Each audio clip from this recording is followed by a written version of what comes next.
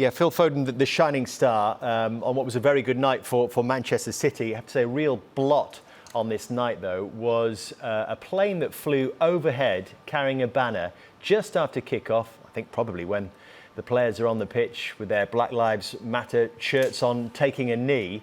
The banner saying, "White Lives Matter, Burnley." Did you see it, Micah? And if so, what was your reaction to it? To be honest, I did see it, but my vision's not that great, to be honest. I actually did thought it said Black Lives Matter, but someone was sitting a couple of seats down from me and said it actually said White Lives Matter. I checked my phone, and a lot of people have sent it to me, and it's so disheartening. After so far, well, it feels to me how far we've come in this last couple of weeks, and it really does hurt me.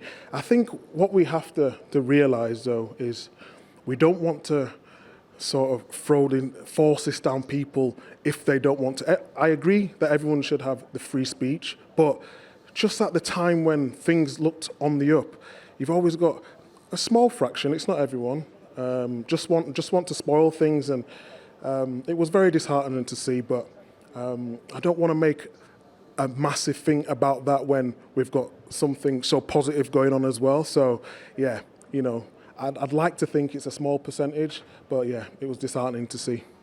Micah, what's your reaction to that, and also what you heard there from Ben Mee? Yeah, I was fortunate enough to play with Ben Mee in the academy, and he's always been a nice lad. He spoke from the heart then, and that's all you can ask him to do.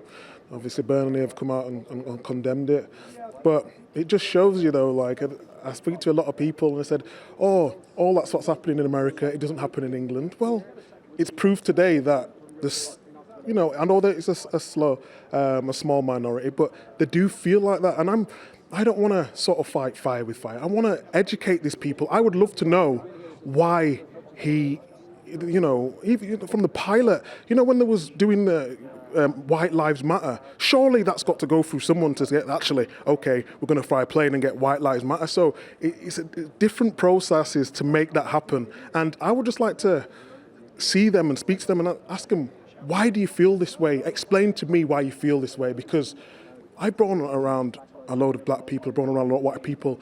I'm genuine in my heart, do you know what I mean? So I don't understand why people actually feel this way. Until we understand why, then nothing's going to change. It's really not. We can wear T-shirts, we can do Black Lives Matter protests, and slowly we're getting better. But it's just show you today like that. Although it's a small minority, it's still happening. And I think, Micah, you probably made the point the other night when we were speaking on Wednesday that Black Lives Matter doesn't mean just Black Lives Matter.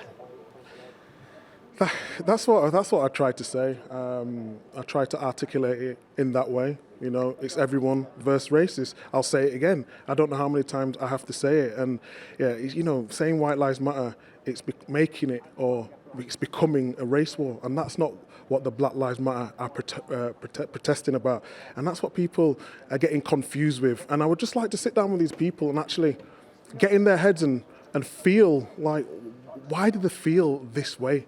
Because it's disheartening for me. It's not just me. And there's a lot of my friends who are white people who feel the same. They don't. Joe Hart was going to post something on his Instagram, and he texted me and he asked me, "Is this all right to post?" Because he was obviously afraid of other people saying something to him, and he didn't want to hurt anyone's feelings. So it goes deeper than just a plane. I'd like to know deeper, get to the deeper rooted problem to make real change, because today that was absolutely disgusting.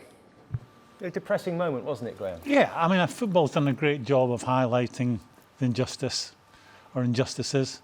I think we're all behind it to a man. I mean, I'm a man in my 60s, and for the very first time in my life, I'm questioning myself. I can look back on, and I think we spoke about it when we were doing the football show. Only twice in my life did I, in the football world, and that's the world I know, was I confronted with racist remarks, and I didn't challenge them. And I'm angry with myself now. I just brushed it off at the time. And it wasn't in the dressing room, it was made by directors at football clubs, and I didn't challenge them at that time. And I think what's happened in the last few weeks with Black Lives Matter is that we will all question ourselves now. And if someone says something racist, we'll say something. I mean, I'm a bit like Joe Hart. You know, I worry about saying the right things.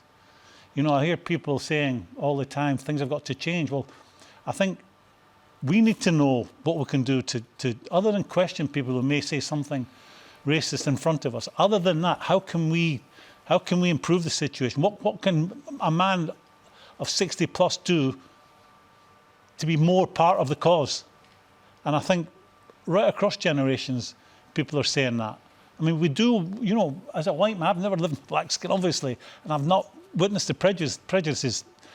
I've not witnessed it in a dressing room that I've been part of. As I said, the only time I witnessed it was when I was in a meeting with directors at football clubs, and I'm annoyed with myself I didn't challenge them at the time, but I think if it happened tomorrow, I'd be in their face.